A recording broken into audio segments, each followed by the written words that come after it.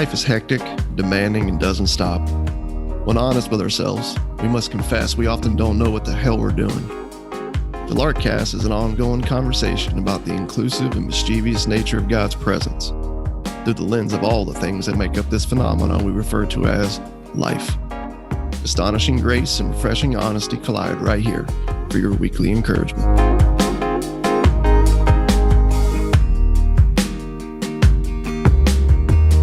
And 3, 2, 1.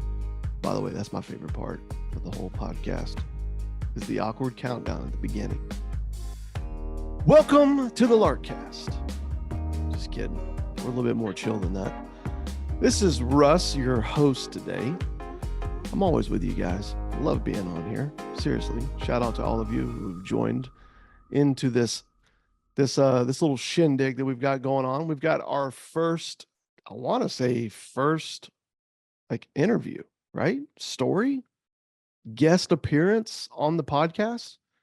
We have many, many, many more to come, by the way. Letting the cat out of the bag here. But Sarah Mazzara, yes, the Miss Sarah, will be joining the Larkcast crew here shortly. And we've actually got a number of stories that we're going to be getting out to the world. But I don't want to let the cat out of the bag on all of that. So I'll hit pause there and just say to you, welcome.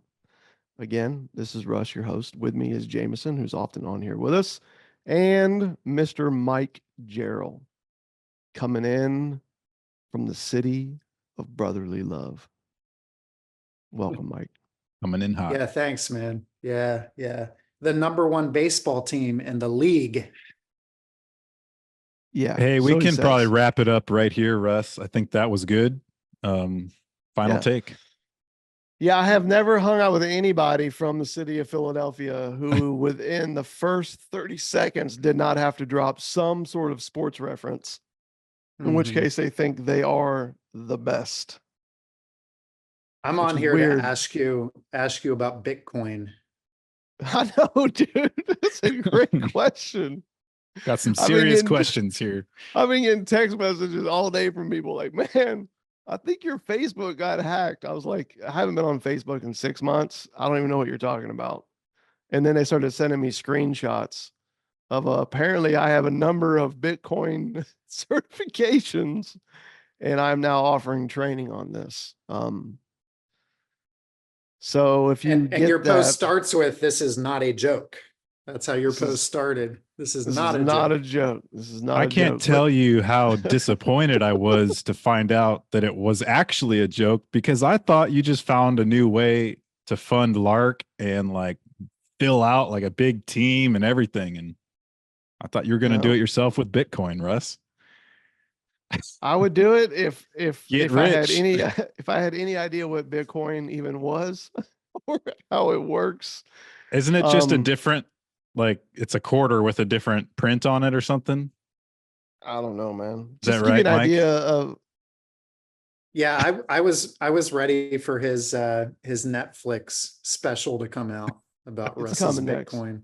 Yeah, it's coming next, and but yeah, I had one dude who was like, "Are you sure, man? This isn't you?" And I was like, "Bro, you just told me my Facebook account got hacked.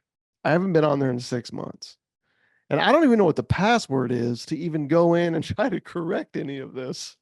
And you're asking me if I have multiple certifications in Bitcoin. I mean, come on, dude." You're like, I couldn't figure out Bitcoin because I can't figure out how to get back into my account. I don't know how to get back in. So I guess I'll be figuring that out here soon, just so I can eliminate the text messages. I like your shirt, by the way, Russ. Oh yeah, all right. Little gift from Tony Sorsey. And, he's here even when he's not. Little Catico shirt, little Ybor City shirt that I'm wearing. Hat, I should say, that I'm wearing still. And then a 7-year-old who likes to lean in on the action and see what's happening. Looking good, Eli. Show off that headlamp. Yeah. Okay, you're good, bud. All right. So between my Bitcoin advertisement, Mike's shameless plug, about a city sports teams that have like one championship in the last 50 years. And yeah. And Eli's and not Eli's only do we flashlights. cheer him, we boo him. You know, Yeah. we I have we heard go that about hard you after guys. our own team. Yep. Yeah. Yeah. Very good. And what I love is the fact that instead of being embarrassed by that, you just straight up own it. Own it, man. Yeah. Yeah. Yeah. Yep. You're like, yeah, we're the team that in the 70s threw snowballs and beer bottles at Santa Claus on the field. Yeah, that's us. So, so good. But on a serious note, Mike, thank you for joining us. And where we're picking up today is in a pretty needed conversation, because this is episode, I believe, 140. We're coming on the tail of a conversation about good news, friendship, spontaneous friendship, the adventure of faith. Like, what does this thing actually look like when you grab onto it, right? Like, when you see grace for what it is, which means you're seeing God for who he is, then you have found the freedom to free fall into faith for what it is, which leads to a life and a way of friendship for what it is. And damn it, if that isn't some good news, man, and a pretty joyous adventure, right? Cheers to that. Now, we've had some opportunities, man, if you just want to back up a few episodes, if you're new, like crossing the thresholds, right? Where we get into Acts 10 and Peter's story and what's it look like to grab onto new longings that don't fit into old frameworks. To me, dude, that whole theme fits into this, right? Like you could even back up further and say the fear of being like lukewarm, you know what I mean? Leads into all this and what it can or can't be for you. And today, picking up, like I said, like on the last episode, we decided, hey, let's have a dude on here who lives this. Somebody whose whole life is learning to step into unnamed, unbranded, unhurried friendship in the name of faith and church. So that's you, Mike. And dude, glad we're here. I know Jameson always has got questions that are brewing in his mind that are pretty helpful, man, to get conversations rolling. So I'll quit my fun little intro here, man, and hand it over to you, Jamie. Awesome. Let's get into this conversation. Absolutely. And thanks for all of that awkward, awesome intro. They're always on point, in my opinion. They're the best. Well worth the price of admission. Yep. Yeah. If you only get the first 5 of a Larkcast episode, you still got something out of it. You did. Without a doubt. And I appreciate that. I usually just listen to the intros. That's it. Yes. Everybody's like, I should hire that dude to speak at my conference. If anything, just to MC it. Yep. Yeah. So just kidding. I do have some questions, Mike. I think it'd be awesome if you gave us, your 90-second, 2-minute who you are. Give us a little snapshot even of your story. Because I know you and I have been talking a lot for a long time now, and in similar ways, the parables of Jesus have dismantled our understanding of the life of faith and how the church does the life of faith together. So, yeah, why don't you go ahead and give us who you are? Where are you coming from, other than Philly?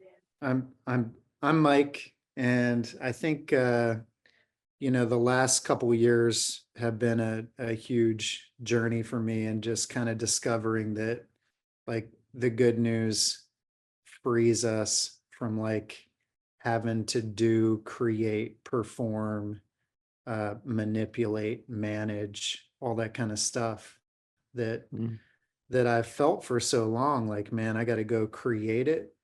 And I felt the pressure to just like keep it going and keep the energy up and keep all the wheels spinning. And it's kind of led to burnout, honestly. And a lot of the people that we're connected with, given their life to wanting to share good news. And yet so much of the frustration is some of the frustration that I've felt, which is if most of the friendships that I have feel very much like one-sided. Like if I don't shoot a text message, if I don't invite someone to something, I might not hear from them for 6 months or longer. Who knows when I'll hear back? But if I message them, they're like, yeah, sure, man, I'll be over.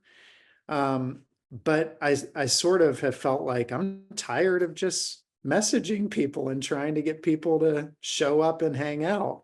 That after a while it gets exhausting, and you go, you've been in my house like 100 times. You help yourself to my beer fridge. I've never been in your house, right? And some of that just doesn't feel right or normal. And when you're talking to other people that are trying to pull people together, create community, share good news, make an impact, create transformation, multiply it, whatever. And then they're saying the same thing, man, I'm inviting people, people aren't showing up. I'm tired, I'm busy, I'm frustrated. And then they're like wondering, should I bail? Should I just go attend something? And I think it just oftentimes creates a lot of anxiety and tiredness and burnout for people. Yeah. And you're not like talking from the perspective of you're a small group leader and you got this crew of people once in a while that you hang out with. Mike, your background is broad and your influence has been large across a lot of even organizations, I would say. So the experience you're sharing right now stands out to me a great deal, not just because I can identify with some of that, but because of just the sheer magnitude of people that you've poured your life, your heart and soul into, thinking we're building something really meaningful here and it's a friendship. Yet it doesn't actually feel very much of a two-way street. Am I hearing you right? Yeah, for sure. I mean, we've had like hundreds of people connected to the stuff we're doing locally. And then, hundreds of people doing what we're doing locally in other places. And yet, the thing I hear so often is, man, I'm just like tired and it's hard to get people to show up to the various expressions of church, micro church, missional community, house church, whatever. It's just hard to get all these people to keep coming to this stuff or showing up, or I message them and they don't respond to me and I don't want to bug them. And there's a lot of that kind of stuff. And honestly, I don't want the stress of all of that. I want friendship. I want to be able to like laugh and talk about good news. I don't want it to feel one way. My friends don't want it to feel one way. So what does it look like to not feel lonely and frustrated and burn out and just, I don't know, like becoming cynical and tired? Yeah. And a very real question that this begs is, are these friendships? Are they real friendships? And I don't mean that to say like, Mike, are you being a real friend at all? In fact, it just feels a little bit odd. You're like, man, we've talked about everything. I know things about people that could probably get them into trouble, right? And they know things about me. We know things about friends, and we've showed up. We were there. Yet, if Mike's not in the picture, the text thread doesn't continue. If you're not the one pushing the button, and Russ, I think your experience is similar too. Like if I'm not the one making this community have a conversation or opening up a door somewhere, they'll respond if I start, but they are unlikely to take any kind of initiative. You see some of that too, Russ? Never. Like listening to Mike, I'm like, dude, I don't even know what you're talking about. This just seems very, very foreign to everything I found in the name of following Jesus. And Hopefully people pick up on my sarcasm in that. Well, what's your deal, man? Mike, Yeah. just figure it out. Yeah, it's a very normal thing. You spend your life loving on people and passing on good news, gathering people around the conversation. But you're right. You can find oftentimes that people will come right when invited if you put it together. Or what I found like in the quote unquote missional world, right? It's it's called friendship, but it starts to feel a lot more like a business transaction. And everybody's just sort of busy trying to check boxes. And the way of friendship's just lost. Mm-hmm. So yeah, dude, it's a little soul crushing. Um, can feel a little numbing. I feel like at times, but that's a lot of what spurred me on and stepping away from the machine and starting like what's now known as Lark was I just couldn't do it anymore. Couldn't do it. And my Because wife what's and crazy, I'll just say this, what's crazy really quick before you tell me about your wife is and you guys is you this is gonna sound nuts, man, but the people who want to be friends are not the people who want to be friends and turn out to be friends are not the people who signed up to do this thing to fix the world. That's like the irony in all of it. Sorry. I knew I would lose that thought That's because I'm good. just getting old. So That's Mike, please great. fire away. You were saying something about your wife and you. Yeah, my wife and I always, kind of get nervous when we hear something like, it's usually a phrase when someone says, man, I feel like you're like my best friend. And whenever I hear that, I tell my wife, like, they're going to be gone in the next like 4 to 6 weeks. Like every time I've heard that phrase, I'm like, it's over. It's Yeah. over. I'm like, no, don't say that. Like, stop. Don't say that. Oh And I'm man. like, that's the beginning of the end. And my kids are confused because they've seen so many people cycle in and out of their life. They're here, they're playing together, they're hanging out for even some of them for years and attending events and traveling on trips together and laughing and playing and whatever. But then eventually, and I think the common denominator is most of those people are people that connected around like, we want to do this church mission movement thing with you guys, and then eventually you don't do anything on Sunday, you don't have something for my kids, or we Yeah. don't feel there's not like, this isn't structured enough or whatever, there's something like that. And then these people who have been like, you're like my best friend, are gone, dude, like overnight. So many of them. I'm gonna And so yeah, it's say been a common thing. I'm gonna say what they tell you not to say, but I don't know. I got a long track record of saying what you're not supposed to say, so I don't feel like there's any sense in stopping now. Um, not Shoot that it it. pays well, just to be clear, but I have found myself over the years in those conversations where 99% of the time, when you listen, what it boiled down to was, so what you're ultimately telling me is, I'm not offering you a place to come get high on Sunday. Yep. And they're like, well, no, no, no, no. We were talking about worship. And I'm like, I don't know, man. The more I listen to you and how you talk about Jesus, the more I feel like you don't worship Jesus at the gathering as much as you worship how you feel at the gathering. And that's why how you felt made you feel alive 4 weeks ago. But 4 weeks later, you're gone. Not to be the Mhm. Debbie Downer here, but Yep. that's just been my experience, man. Time and time and time again.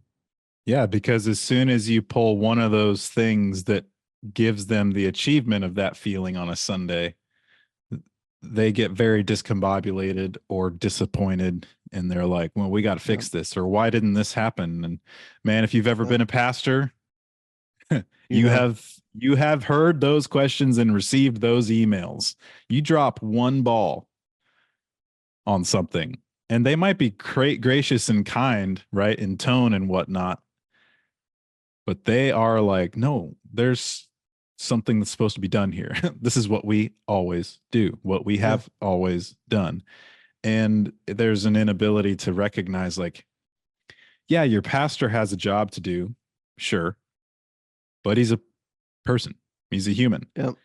I'll say from my perspective, my decade of full-time ministry in Chicago was, I knew at the outset, I could tell already that I'd have to work against the grain to function in a pastoral role and be a human being.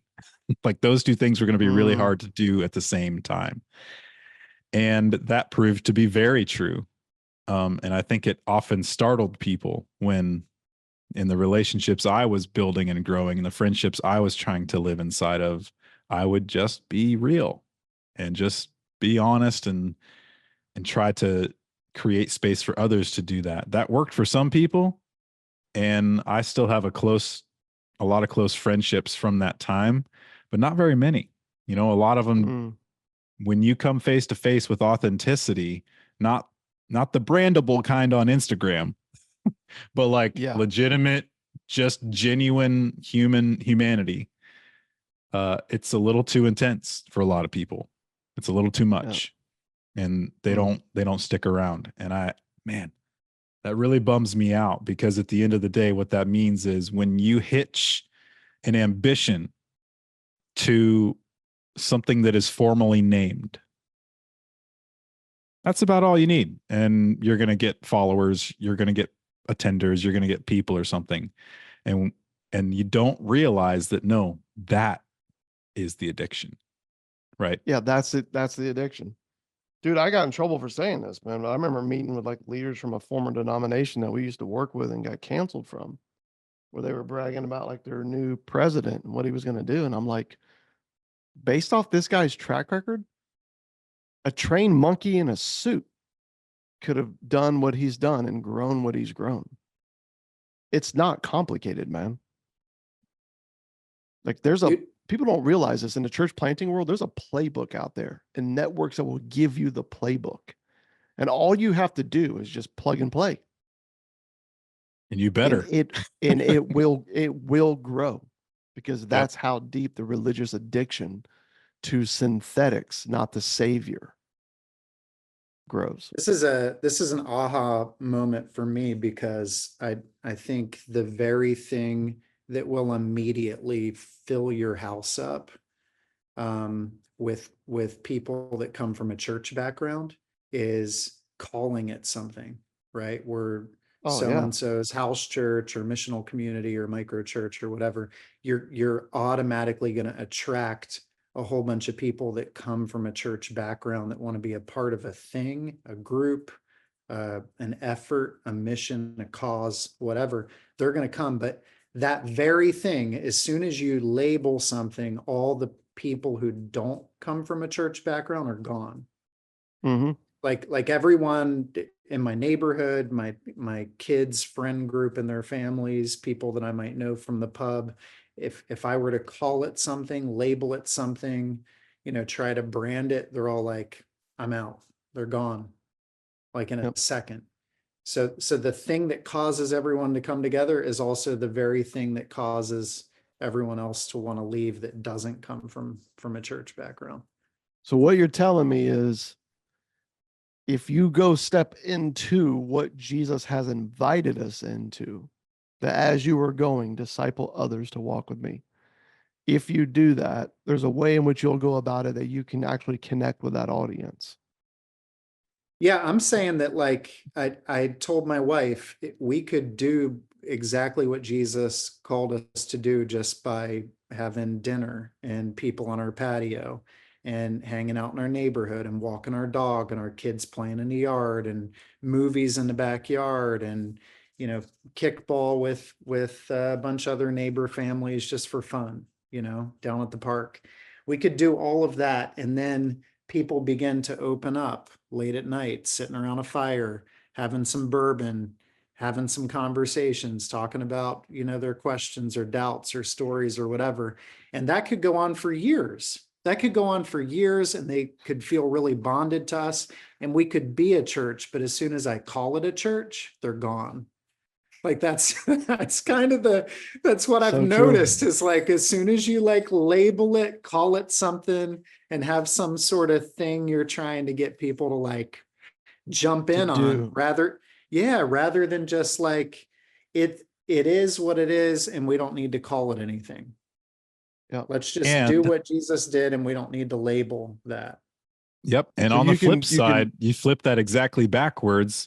And when you have that church environment, I think you were kind of saying this too, Russ, like, and you take the formality out of it, you take the name out of the picture, then you're going to lose most, if not all, of the Christians in that Right. scenario. Yeah, It's that's what I tough was saying. Is like catch. you can, to do what Jesus said, you go step into this spontaneous, unnamed, unhurried, unplanned way of faith called friendship. Amen. But if you're trying to grow something among the believing community where you get the likes and the financial support, right? It doesn't work. So just think about the irony of that.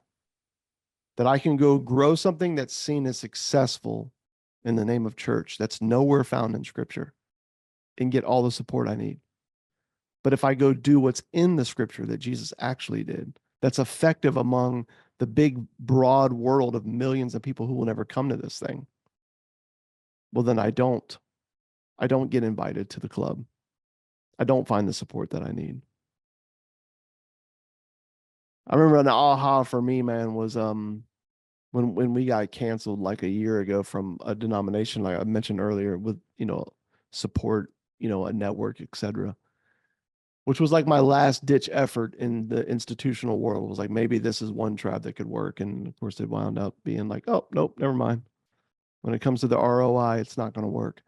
But I remember talking about this with a guy named Murphy, who's become a dear friend of mine. And Murphy's a bartender here in town, fried by church experience with people at a young age, doesn't want anything to do with it. He would be someone who's like, hey, this is my boyfriend, right? So he's like, hey, I'm a homosexual. This is where I'm at. This has been something that I've been drawn to, from a very young age. But I am very interested in who Jesus is and why I exist and why I'm here and where I'm going when this thing we call life is over. And you know what I mean? Like he has all these questions that he's very open to, and I've become good friends with him, and we've had crazy, awesome, long going, right, conversations about good news. And when I got canceled and all that happened, I remember talking to him one day while I was downtown. And I said, Murphy, it feels like I can either connect with the audience that will give me all the likes and the support that I need, where you find like the fame and the fortune in ministry world, or I can go and connect with the world that Jesus did that won't. But it feels like I can't do both. And I'll never forget it. This dude looks back at me and he goes, well, Russ, please hear me when I say that there's a hell of a lot more of us bartenders like me out there than there are church leaders. And my hope is that you choose us. Yep. Dude, I'll never forget that phrase as long as I live, man. Buy that man an extra round. Yeah. Yeah. I was like, dear Mhm. Lord Murphy, thank you. Thank you. Yep. And then he just laughed. He goes, because me, my friends, all the people that are here that all come and talk to you on the daily, man, when you're downtown, none of us are having these conversations about life and Jesus at any of those places. And none of us are ever going to go. But the fact that you come in here and you just offer to be a friend, no strings attached, and allow this unwavering grace to lead to an unhurried faith. That's why I'm here for the conversation, man. So please, please let it be that simple. I feel like the only way it doesn't turn into burnout or nagging people is if it's involuntary connections, like people that you're going to run into, like you just can't avoid it.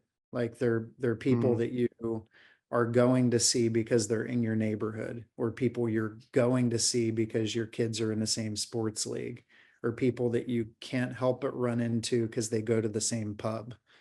But if the people that you're trying to like share your life with, you wouldn't normally bump into in like a month's time, like it's always going to feel like you're like pushing or trying too hard to do something that isn't natural. That is such a great and a wise point. uh can you should just keep going. Like what are some, I mean, it sounds like you do that and you try that in a way, like, and by try, I kind of actually mean you just don't try to do the other things, and that allows you the ability to do what you're doing. But I guess could you just give us some more like meat on the bones of what that feels like in your day to day?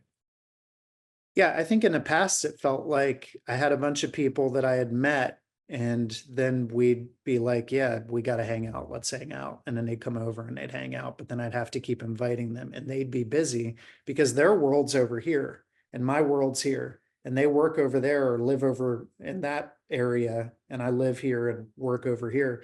And if I don't text them and reach out to them, I'm probably not going to hear from them. And then time's going to go on, and then I'm going to be reaching out, hey, come back over. And then it just feels like I'm trying to drag them from over there over here. But the other scenario is if it's just my everyday life, right? If it's kind of like scripture says, as you're going, right? If it's just as I'm going, like when I'm walking the dog, I'm running into the same people. I'm seeing the same people, like it or not. That the kingdom is just whoever lives in my neighborhood. And so as I'm walking around, that's it. Those are the people that I get to like wrestle through life with, good and bad. Your grass is high, mine's not, whatever. Like we got to like work through all that. Don't lie, like, bro. You know us. Your grass is high. We'll sit here and try to pretend like you got some lawn service going.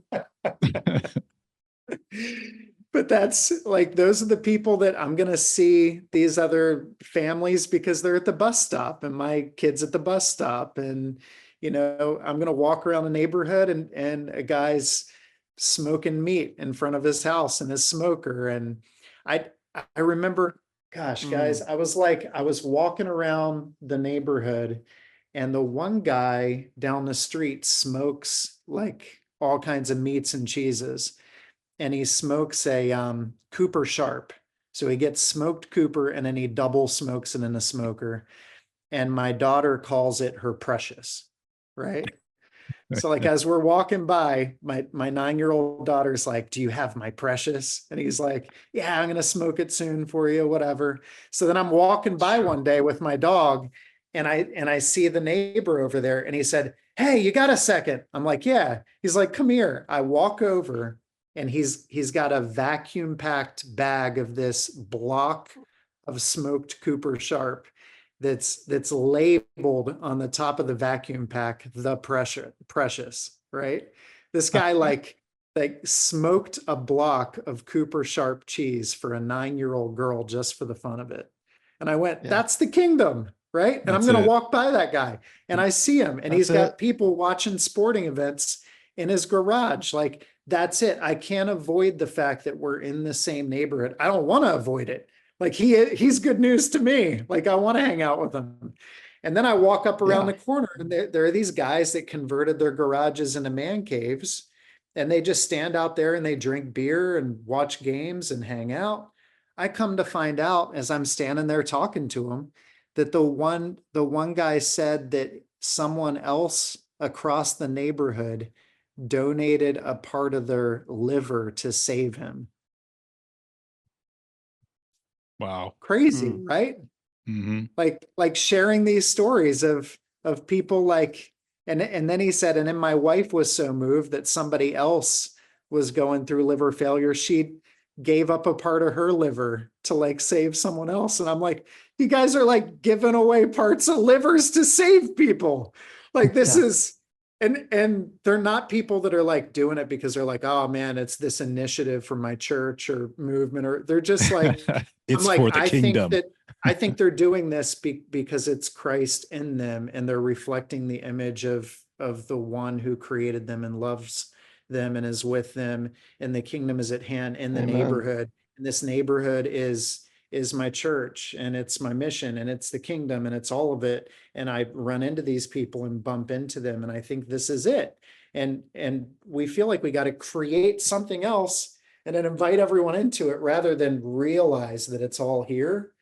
And then like, what does it look like to live here and like love these people and journey through life with them?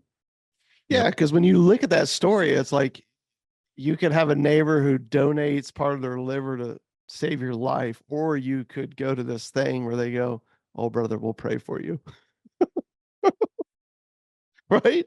I'm just Man. Yeah. saying the obvious, man. Like what I've encountered for 15 Yes. years in the institution was I'll pray Yeah. for you, not a neighbor who was like, "Well, here, man, you can have part of me." Mm-hmm. Mm-hmm. And I'm just going to go ahead and say this. If your daughter's calling smoked cheese my precious at 9 years old, that is like a future theologian right there who needs to write Yep. books one day. Yep. Watch Because, out. like, watch out for this little girl when she gets older. Be on the lookout, she's- folks, for little Miss Jarrell laying down some kingdom insights with smoked cheese that blow your mind. She's a hysterical little foodie. At school, they were asking all the kids what their favorite food was, and everyone's like mac and cheese, chicken tenders. My daughter's like octopus tentacles and venison backstrap. Yes. Yeah. We need to put her on the board of Lark. I think she's already on at this point. I mean, it's just formality now. Dude, that's nuts. I think there's a bit of a, it's not a bit, there's just a huge conundrum at play when you talk about legitimacy. Because as I hear what you guys are saying, the draw to not be free to just live in the spontaneity of the real kingdom is, well, I've learned throughout the course of my life that legitimacy comes by formality, by status, whether it's 501c3 or we're financially in the black or we're crushing our goals, whatever. Like, we don't realize, and this is again back to the beginning of our conversation, part of the addiction. We don't realize that we're hungering for a kind of legitimacy in our ministry or in our what our legacy is going to be in our life or anything of that nature. Like, we don't realize that those things are at play deep in our life, in our minds, in our body, in our subconscious, and that motivates us to go do or not do certain things. But when you encounter Jesus and you realize, wait, I didn't do anything to encounter Jesus. Like, he was there before I was. When I met him, he was waiting. I wasn't waiting, and then he showed up. That has never happened in my life, by the way. Jesus or anyone else's. or anyone else's. That tells me something about everybody else, right? If that's true, I'm like, well, that, Mike, the way you said it, I won't say it perfectly, but the kingdom is my neighborhood. Just because that's where the king is, that's not because where I put my church or what I put my name behind or what I write checks to. Yep. Man, that's a different ball game. Involuntary, what'd you say? Involuntary connections. I love that.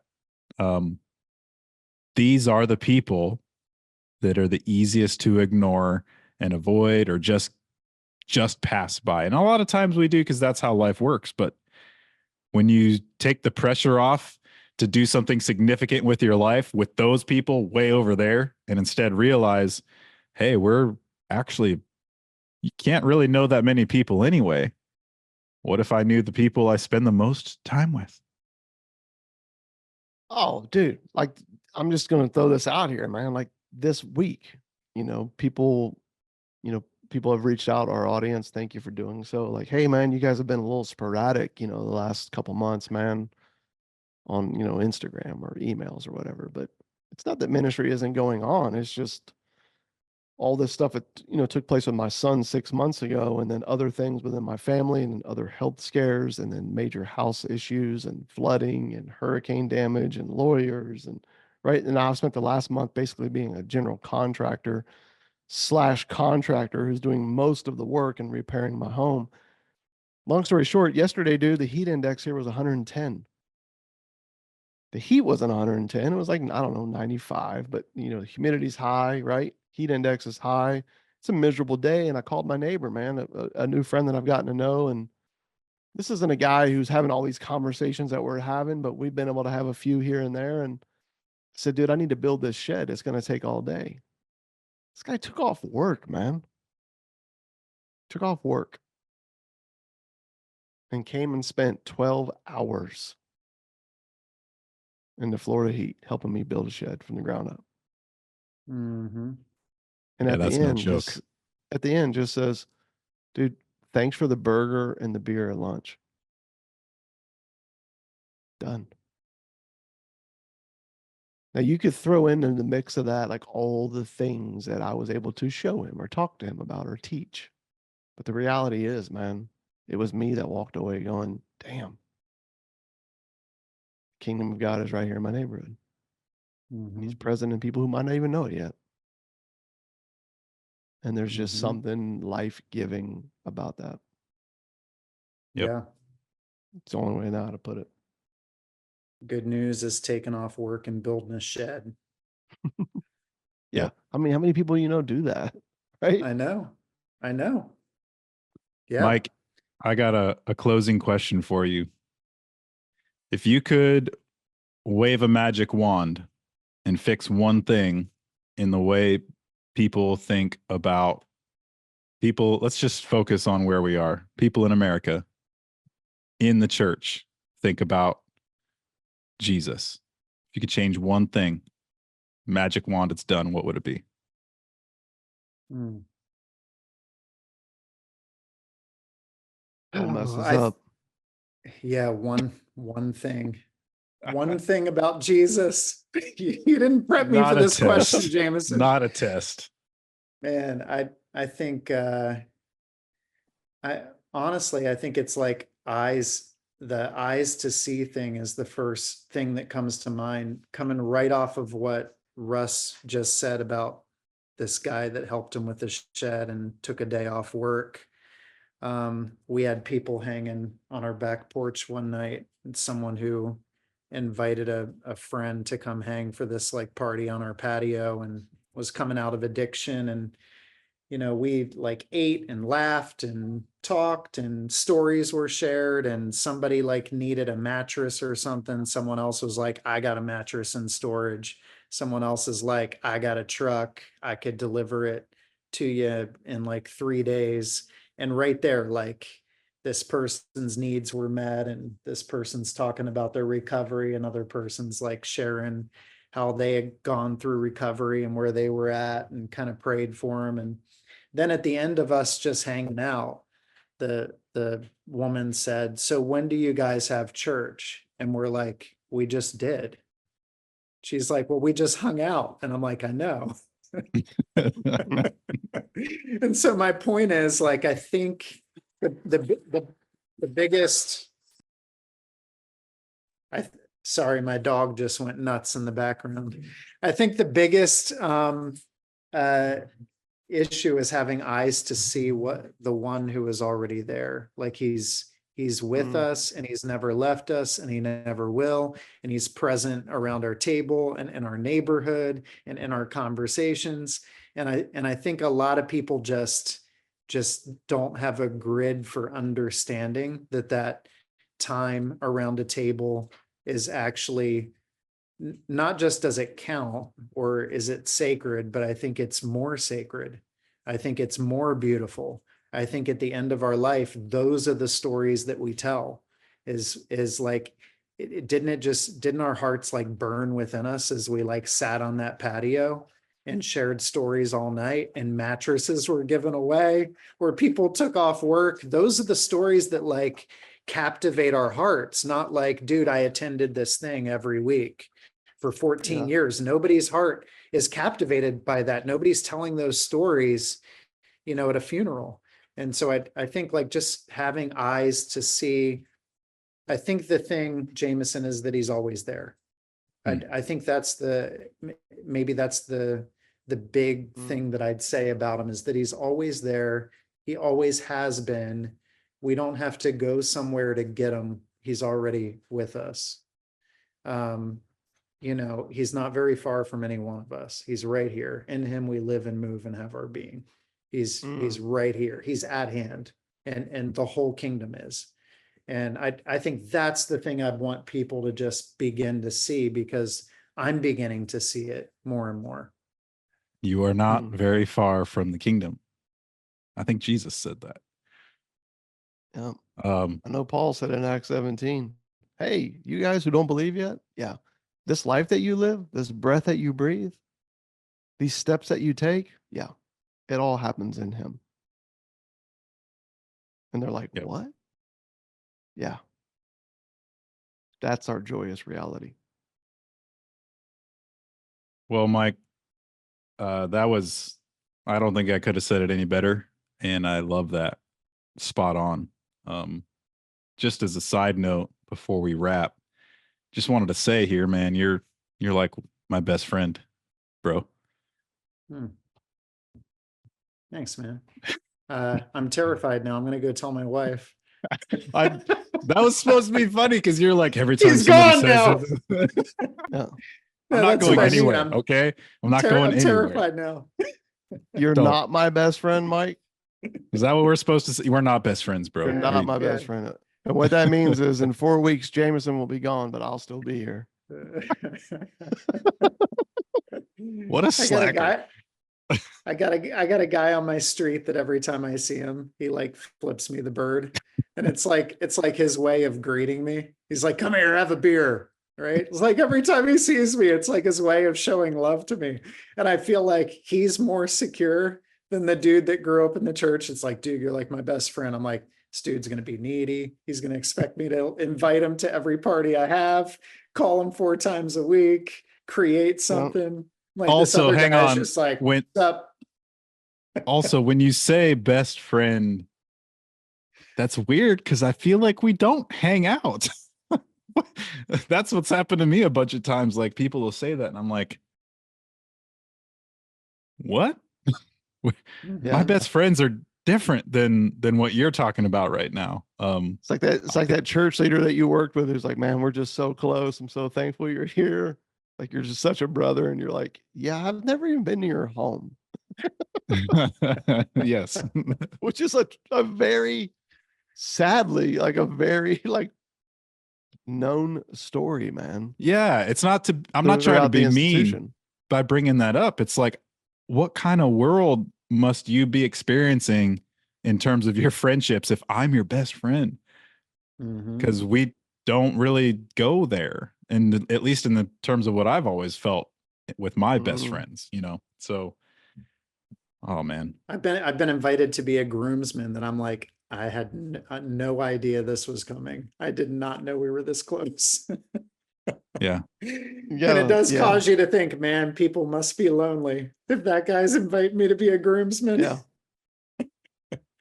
Hey, you, George, used car salesman who hooked me up last week. What are you doing a month from Saturday? You could probably come and wear a tuxedo, right? I'll pay for it. George gets there. He's like, hey, Larry, the mailman's here too. Dude, this is the world we live in, man. Loneliness is definitely an epidemic for sure. It really is. And it's sad. And I think it's why I'm so drawn to a line that we often use in the Lark world, like where we say, hey, churches are everywhere. Friends who are free to pass on relief and belonging are rare. I'm just trying to empower the latter. Because I mean, we laugh at it, and it is funny. I mean, just to be clear, because we've been in it ourselves, but it's like, damn, this is a reality, dude. It really is. And this institution that we've got that's like aimed at fixing it actually undoes it. Once you put labels and formulate boundaries, man, for the tribe, it's over. Oh, and by the way, it's contrary to what Jesus said and did. Mm-hmm. Yeah, imagine the three of us, we've become friends, and Rush, you're like, Mike, I think it's time to label this friendship that the three of us have. Yeah. What do you want to call it? Yeah. What do we call our friend group? I got an idea. Let's be an accountability group. Doesn't that sound inviting? Oh, dude, sign me up. Are you guys in? Sign me up. Hey, you guys want to get together and bust each other's balls every week? Oh, sounds great. Yes. Please. No, dude. But instead, I think if we just listen to the Spirit, we can cross the thresholds, man, of old frameworks, right? And step into new longings. And the bottom line is the church is who we are. And friendship would be the best definition for the church gathered. So wherever two or more, right, friends come together around good news, guess what? You have a gathering of the church. Done. It's that simple. It's that beautiful. And if we can let it be that simple and that beautiful, it really does have the guts, you could say, right? Like within it to really take on the epidemic of loneliness. Yeah. Because the solidarity we're craving, man, we already got it. We already got it, dude. Yep. Flawed and loved and forgiven. That's me. Oh, that's you? Oh, that's you too? Oh, yeah. And everybody else you meet. Go live like that. I think that's what we're trying to say here. Yeah, that Go live changes like that. everything. And we're here to help you. That's Lark. Yep. Mm-hmm. Mike, thanks, man. This was dude. Insightful is not even the right word for sure. And like you said, may people have the eyes to see who's always there. Yeah. Amen. Cheers to that, friends. Cheers, guys.